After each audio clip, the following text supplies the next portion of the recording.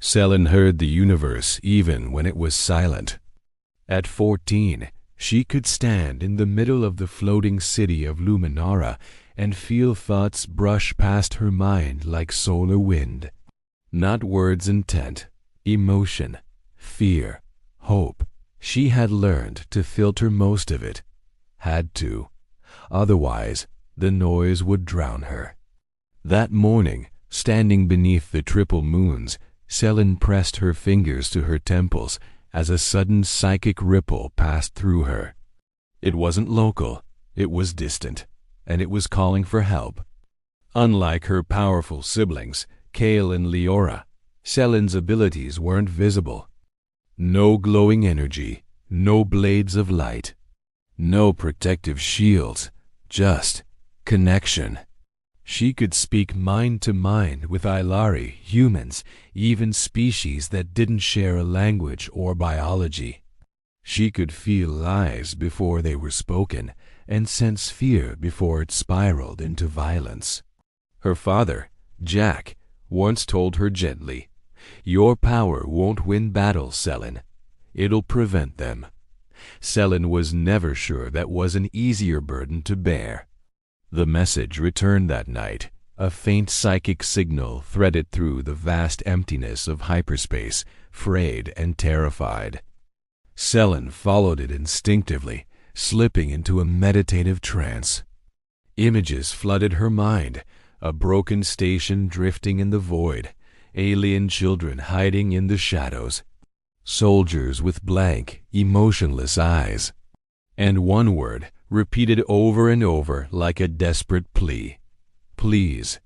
Selin woke gasping, her heart pounding. She didn't hesitate. Jack didn't want her to go. He argued, he pleaded. "I'll send a fleet," he said, his voice tight with concern. "An escort, protection." But Selin shook her head. "They'll feel threatened. This isn't a rescue by force." It was Liara, the queen, who understood immediately. "She must go as a voice," she said softly, "not a weapon." And so Selin boarded a small diplomatic vessel alone, her supplies packed, her resolve firm. For the first time in her life, stepping onto that ship, she felt a profound sense of fear. But intertwined with it was something else, something thrilling. For the first time, she truly felt alive. The signal led her to a derelict trade station, drifting aimlessly between star systems. Inside, she found the survivors, an alien species called the Mirithi. They were telepathic but fragile, their minds splintered with fear and trauma. They had been enslaved by a coalition calling itself the Harmon Dominion, a ruthless regime that enforced peace by systematically suppressing free will and emotion.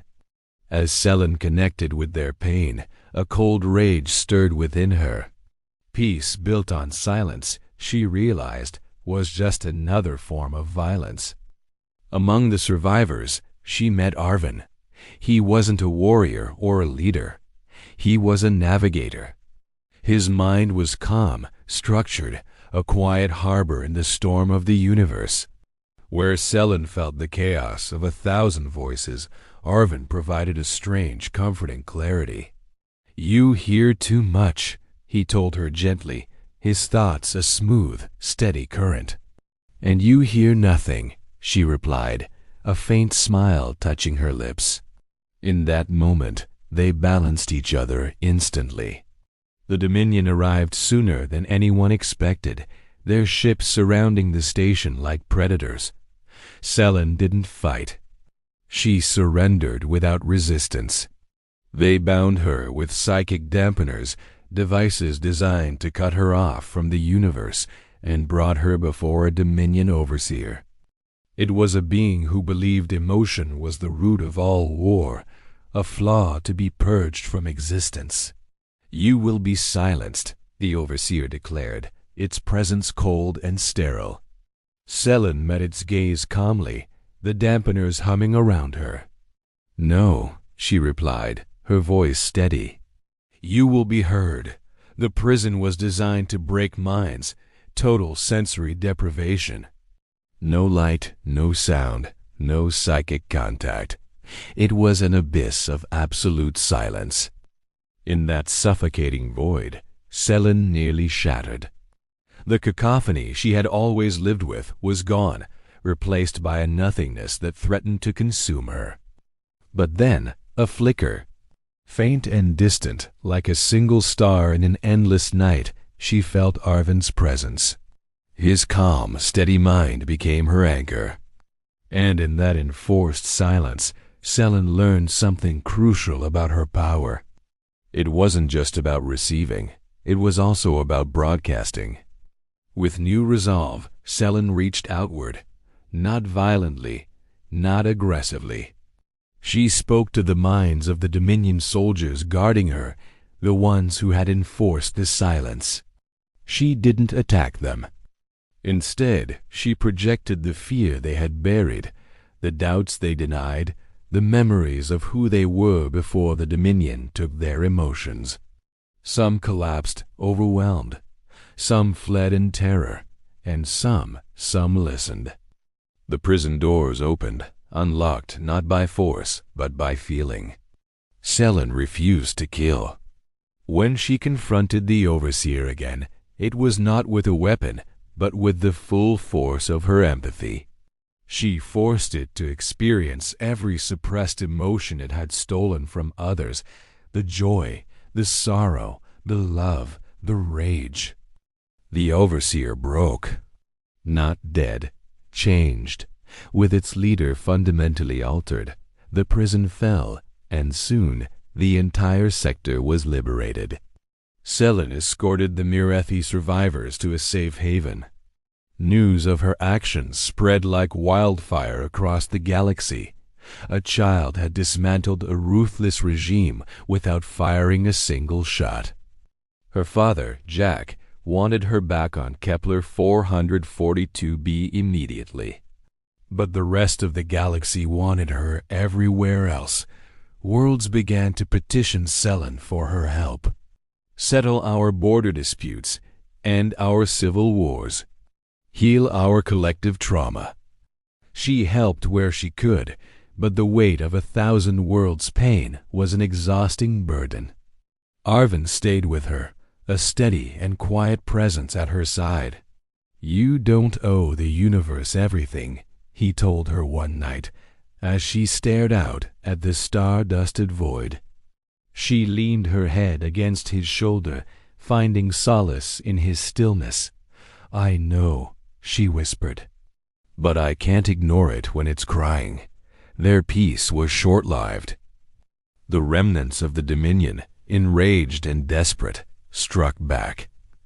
A fleet moved toward Kepler 442b, their intent a blade of cold fury in the psychic ether. Selin felt it hours before any long-range sensors could confirm the threat. But she didn't panic. She closed her eyes. And she called. Selin reached across the systems, her psychic voice a beacon of unity. She called to old enemies and uneasy allies, to frightened civilians and battle-hardened fleets. She didn't command, she asked. She shared her fear, her hope, her resolve. And the galaxy, for the first time in centuries, listened as one. Answering her call, ships arrived. Not for conquest, not for glory, but for defense. A united front against an ideology of forced silence. In the quiet moments between strategic planning and the tension of imminent battle, Selin and Arvin found their own stillness. There were no grand declarations, no dramatic vows. Just hands held in silence, their minds gently touching in a space only they could share. "I choose you," Arvin said simply, his thought a perfect, clear note in her mind. Selin smiled, a genuine, radiant smile. "I hear that perfectly." Facing the united resistance of a galaxy that had chosen empathy over control, the Harmon Dominion finally collapsed. It wasn't destroyed in a blaze of glory. It was carefully dismantled. Its subjugated worlds were given autonomy. Its leaders faced truth and reconciliation, not execution. Selin, with Arven and her new allies, made sure the cycle of violence would not repeat. She returned home to Kepler 442b changed. She was no longer just a child, no longer just Jack's daughter. She was a force for a new kind of peace. She established the Interstellar Mediation Accord, a network of empathic diplomats trained in her methods, ensuring that peace became a proactive endeavor, not a reaction to war. Her father offered her a permanent seat on the High Council, a position of immense power. She politely declined. "I'll walk between worlds," she said. "That's where I'm needed." Lyara embraced her, her pride shining brighter than any star. Selin and Arven traveled together, their small ship a vessel of hope. They listened, they healed. They prevented wars that no one in the galaxy would ever even know had been averted. The universe grew quieter, not silent, but balanced. The constant shriek of pain was replaced by a hum of conversation. Under the light of unfamiliar skies, on a world far from home, Selin closed her eyes and listened. The universe still spoke, a vast and complex symphony of thought and feeling. But now it spoke with her, not just through her. She was no longer a passive receiver of cosmic noise. She was no weapon, no ruler. She was a bridge of understanding, a connection between peoples. And because of her, on countless worlds across the galaxy, people slept peacefully, their dreams their own once more. Thank you so much for watching. If this story of a different kind of power resonated with you, be sure to check out the full novel, Selin Voice Between Stars. Don't forget to like, subscribe, and follow for more deep dives into incredible worlds. See you next time.